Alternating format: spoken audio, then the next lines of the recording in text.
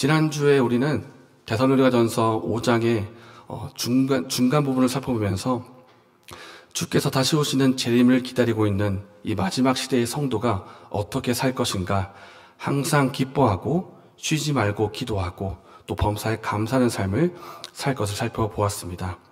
오늘 읽은 본문은 이제 데살로니가전서의 마지막에 해당하는 내용으로 사도 바울이 마지막으로 성도들에게 권면하고 싶은 그 말을 전한 후에 또 하나님을 향해서 기도하는 부분으로 마무리가 됩니다.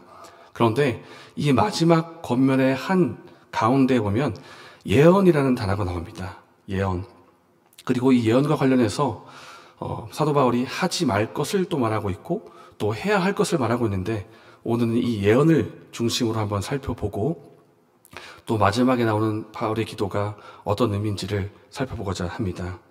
먼저 20절 말씀입니다. 예언을 멸시하지 말고.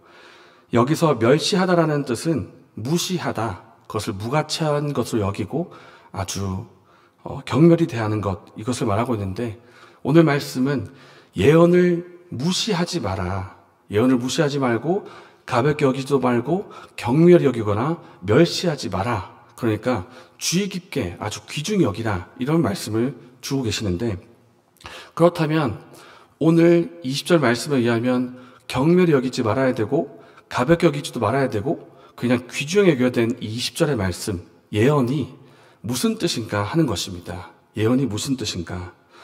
우리말 국어사전을 보면 이 예언에 대해서 두 가지 큰 뜻으로 말하고 있는데, 그 첫 번째 뜻이 앞으로 일어날 일을 미리 알거나 짐작하여 말함이라고 되어 있습니다. 이 국어사전의 정의처럼 우리가 읽고 있는 이 예언이라는 단어가 그러한 의미인가, 앞으로 일어날 일을 말해주는 것이 예언인가 하는 질문이 있는 것입니다. 일부분 이러한 성격이 없는 것은 아니지만 이것이 예언의 전부라고 생각을 한다면 우리는 예언을 크게 오해하고 있는 것입니다. 왜냐하면 예언은 우리가 생각하는 그것보다 더 넓고 더 깊은 의미가 있기 때문입니다. 분명히 예언에는 앞을 내다보는 성격이 있습니다. 구약의 창세기에 나오는 요셉을 우리가 보면 요셉이 이집트의 바로 왕이 꾼 꿈, 그 꿈을 해석해서 장차 이집트에 큰 그런 흉년이 다가오겠구나, 이것을 알았습니다. 알아서 그것을 대비했고, 그래서 흉년을 우리가 그들이 무사히 지나갈 수가 있었는데, 이처럼 앞을 내다보는 성격이 예언 안에 있습니다. 그리고 신약 성경의 사도행전을 보면 아가보가 성령의 감동을 받아가지고 이렇게 말합니다. 장차 온 지역에 큰 흉년이 있을 것이다 라고 말을 했고, 나중에 그것이 실제로 일어났다고 성경은 기록하고 있습니다. 이렇듯 예언에는 앞을 내다보는 성격이 분명히 존재를 합니다만은, 그러나 예언을 단지 미래를 알아맞추고 앞으로 일어날 일을 미리 내다보는 것, 이것만으로는 말할 수가 없다는 것입니다. 왜냐하면 조금 전에 말한 것처럼 성경은 우리가 생각하는 앞을 내다보는 것, 이것보다 더 넓고 더 깊은 의미가 있기 때문입니다. 제가 군대에서 신기한 경험을 한 적이 있었습니다. 군에 있지만 그래도 종교의 자유를 보장을 하고 또 신앙생활을 할 수 있도록 이렇게 해주지 않습니까? 교회 안에 군부대 교회도 있고, 그렇게 교회에서 다니다 보니까 동기 또래 친구들을 이렇게 사귀게 됐습니다. 이 또래 친구들은 정말 전국 각지에서 왔고 다양한 배경을 가진 크리스찬들이 이렇게 있는데, 예배를 마치고 오손도손 얘기를 하다가 갑자기 한 친구가 또 다른 친구에게 이렇게 얘기하는 겁니다. 나 지금 너가 외박 나가면 너 외박 나가서 어디로 갈지 내가 알 것 같다, 이렇게 얘기를 하는 겁니다. 그래서 말하기를 너 외박 나가면 서울 갈 거지? 이렇게 묻는 것입니다. 그 질문을 듣고 그 친구가 맞아, 나 외박 나가면 서울 가려고 했어. 어떻게 알았지? 라는 표정으로 이렇게 말하는 겁니다. 제가 이걸 듣고 놀랐습니다. 왜냐하면 그때 또래는 물론 이제 동기긴 하지만 속속들이 사정을 알고 있는 시기이 아니었거든요. 근데 이 친구가, 또 다른 친구가 외박 나가면 어디 갈 줄을 미리 알았던 겁니다. 그거 보고 제가 놀랐는데, 우와, 신기하다, 처음에 그랬습니다. 그런데 신기하다가 지나고 나서 드는 생각이, 그래서 어쩌라고? 라는 생각이 드는 거예요. 이렇게 미래를 알아볼 수가 있을 수도 있는데 이것이 예언인가? 이것이 예언이라고 할 수는 없습니다. 왜냐하면 성경에 말하는 예언은 단순히 미래를 내다보는 것 이게 아니라 그 초점과 목적이 현재에 있고 지금 이곳에 있는 우리에게 그 목적이 향해 있기 때문입니다. 구약의 선지자가 이스라엘 백성들에게 이렇게 예언합니다. 여러분 회개하십시오. 여러분이 지금 죄 가운데 거해 있기 때문에 회개하지 않으면 장차 이스라엘에 무서운 재앙이 몰려올 것입니다. 그러니 우상을 버리고 마음을 돌이켜서 하나님께로 돌아오십시오. 이렇게 예언을 합니다. 너희가 회개하지 않으면 실제로 재앙이 임할 것이다. 이 선지자의 예언을 자세히 보면 분명히 미래에 있을 것을 말하고 있습니다. 재앙이 올 것입니다. 이방 민족들이 쳐들어올 것입니다. 성벽을 무너뜨리고 다 파괴할 것입니다. 그런데 분명히 미래의 시점을 말하는 것 같지만 이 예언의 목적이 어디 있느냐 하는 것입니다. 이 예언의 초점이 어디 있냐는 것입니다. 분명히 미래를 말하고 있지만 그 초점은 현재 그 말씀을 듣고 있는 이스라엘 백성에게 있습니다. 중요한 것은 이런 일이 있을 것이니까 지금 회개하고 돌이키라는 것입니다. 그러니까 예언의 목적과 초점은 현재 이 말씀을 듣고 있는 그들에게 있다는 것입니다. 그래서 우리가 예언이라고 하는 단어를 들을 때 우리가 떠올려야 할 것은 앞날을 예견하고 앞날을 맞추는 것, 이것보다는 현재 그 말씀을 듣고 있는 공동체를 향한 하나님의 뜻이라는 것입니다. 하나님의 말씀. 예언이 현재 교회 공동체를 향한 하나님의 말씀이라고 하는 것이 예언에 대해서 찾아볼 첫 번째 의미입니다. 그리고 두 번째입니다. 그렇다면 지금도 예언이 존재하는가 하는 것입니다. 지금도 예언이 있는가? 우리가 사는 시대에 여러분 예언이 있을까요? 어떤 면에서는 예언이 없지만 어떤 면에서는 예언이 지금도 있습니다. 어떤 면에서 없는가 하면 성경의 기록이라고 하는 기록적인 측면에는 예언이 끝이 났습니다. 우리 손에 들려있는 이 성경책, 창세기부터 요한계시록까지 66권의 성경은 이미 기록이 완료가 되었습니다. 하나님의 사람들을 통해서 말씀을 전해주셨고 그것이 하나님의 섭리에 의해서 66권으로 모였습니다. 더 이상의 추가될 것이나 뺄 것도 없습니다. 만약에 누군가 나와서 제가 또 다른 계시를 받았습니다 하는 사람이 있다면 그 사람은 잘못된 것입니다. 이런 면에서 성경이 기록이라는 측면에서 예언은 끝이 났습니다. 그런데 또 다른 측면에는 지금도 예언이 있습니다. 어떤 측면이냐 하면 우리를 향한 하나님의 말씀이라고 하는 적용적인 측면에서 지금도 예언이 있습니다. 우리가 조금 전에 살펴보았듯이 예언의 뜻은 현재 우리 공동체를 향한, 우리를 향한 하나님의 말씀이라고 했습니다. 그래서 성경의 기록은 끝났지만 하나님은 지금도 기록된 성경을 통해서 우리에게 말씀하고 계십니다.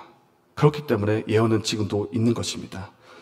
그 예언을 오늘날 누구를 통해서 하실까요? 하나님께서 이 땅에 세우신 설교자를 통해서 그 일을 지금도 하십니다. 종교개혁자 칼빈이 말했습니다. 예언에 대해서 말하기를 예언은 이 시대에 적용하는 성경 해석이라고 했습니다.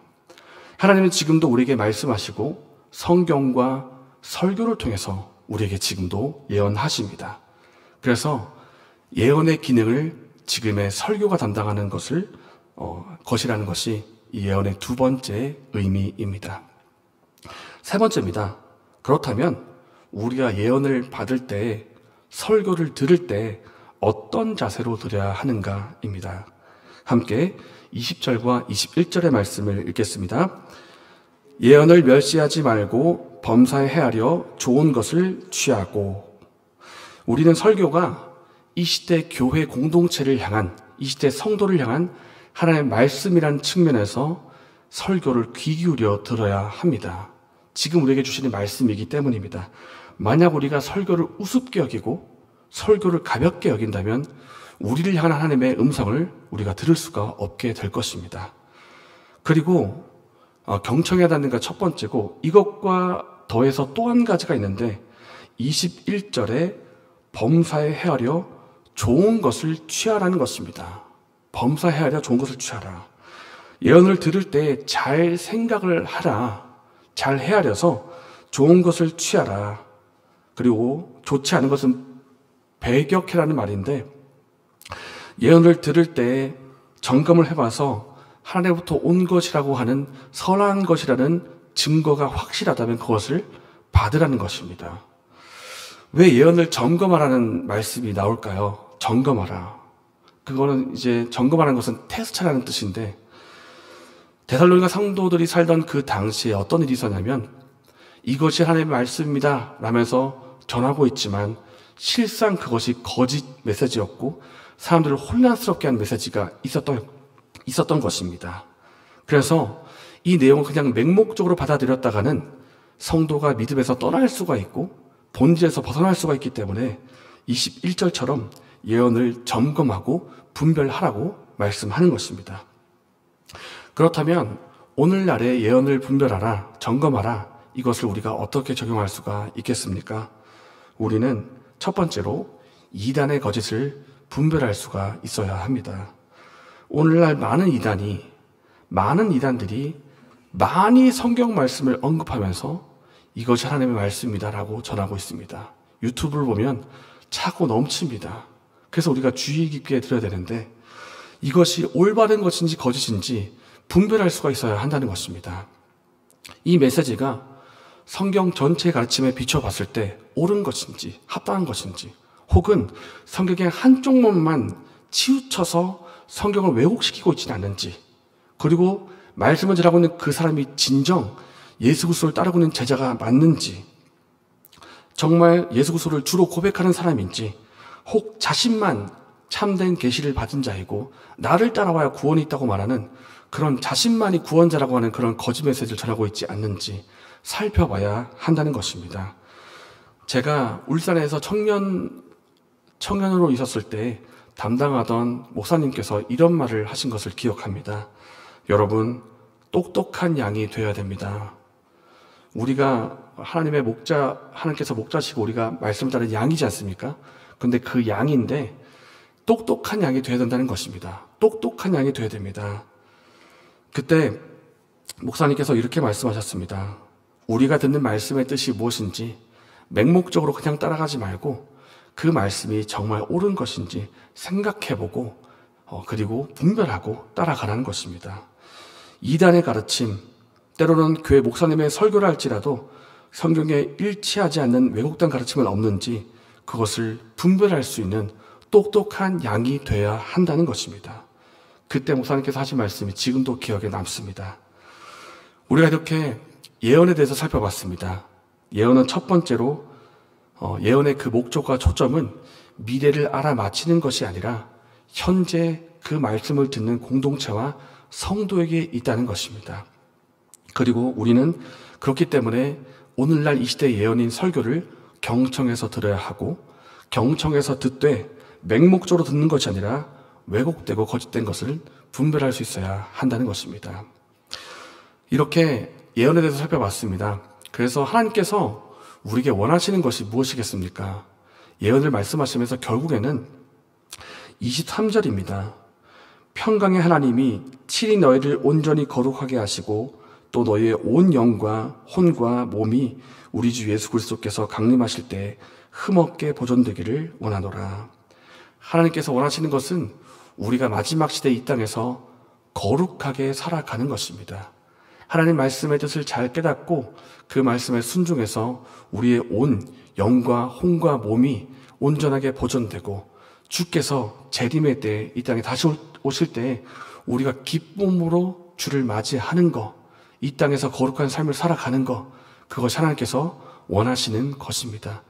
이것을 위해서 예언이 있는 것이고, 이것을 위해서 설교자가 있는 것이고, 그리고 무엇보다 절대적으로 성령님이 계시는 것입니다. 오늘 말씀에 우리가 찾아본 거, 예언을 분별하는 거, 그리고 그 예언의 말씀대로 살아가는 거, 이거 사실 우리의 힘으로 할 수가 없습니다. 분별도 할 수가 없고요. 말씀도 온전히 전할 수가 없고요. 그리고 지난주에 살펴본 것처럼 기뻐하는 거, 감사하는 거, 그리고 그렇게 살아가는 거 우리 힘으로 할 수가 없습니다. 그렇기 때문에 하나님의 도우심과 성령님이 반드시 필요한 것입니다. 그래서 오늘 19절에 뭐라고 말씀합니까? 성령을 소멸하지 말아라. 소멸하다는 것은 불을 끄다는 건데 우리 안에 성령님이 계신데 그것을 내 욕심과 욕망 때문에 억압하지 말고 성령님의 인도심 따라 살아라. 이렇게 말씀을 하고 있는 것입니다. 우리는 연약하지만 하나님은 강하십니다. 우리는 부족하지만 하나님이 이 일을 이루실 것입니다. 24절입니다. 너희를 부르시는 이는 미쁘시니 그가 또한 이루시리라. 우리를 부르신 하나님이 우리를 끝까지 책임지시고 성화의 삶을 살아갈 수 있도록 도와주실 것입니다. 우리는 이 신실하신 하나님을 믿습니다. 이 하나님을 의지하여 이 땅에서 거룩한 삶을 살아가는 은혜가 저와 여러분에게 있기를 바랍니다.